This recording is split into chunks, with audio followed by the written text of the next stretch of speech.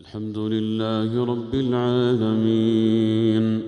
الرحمن الرحيم مالك يوم الدين إياك نعبد وإياك نستعين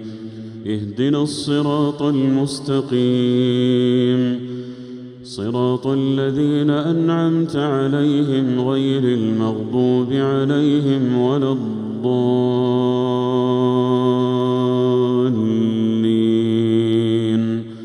آمين. ويقول الذين آمنوا لولا نزلت سورة فإذا أنزلت سورة محكمة وذكر فيها القتال رأيت الذين في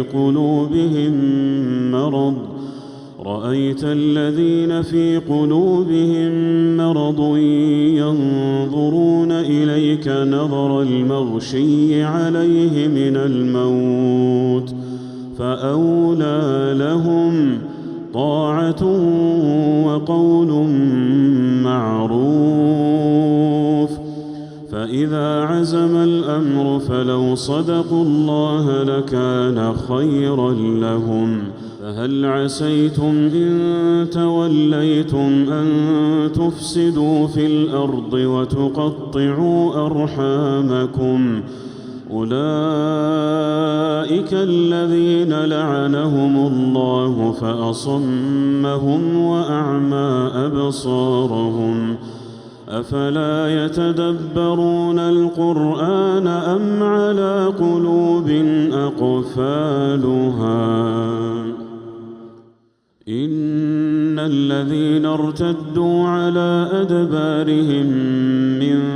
بعد ما تبين لهم الهدى الشيطان سول لهم وأملى لهم ذلك بأنهم قالوا للذين كرهوا ما نزل الله سنطيعكم في بعض الأمر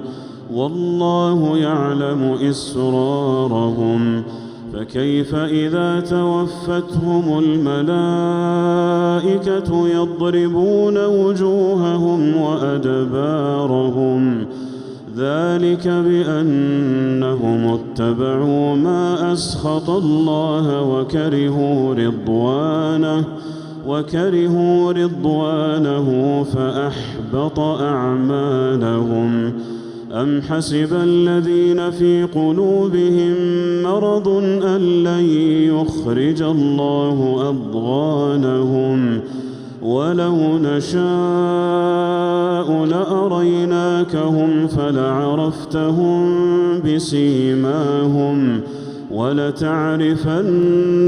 في لحن القول والله يعلم أعمالكم ولنبلونكم حتى نعلم المجاهدين منكم والصابرين ونبلو أخباركم.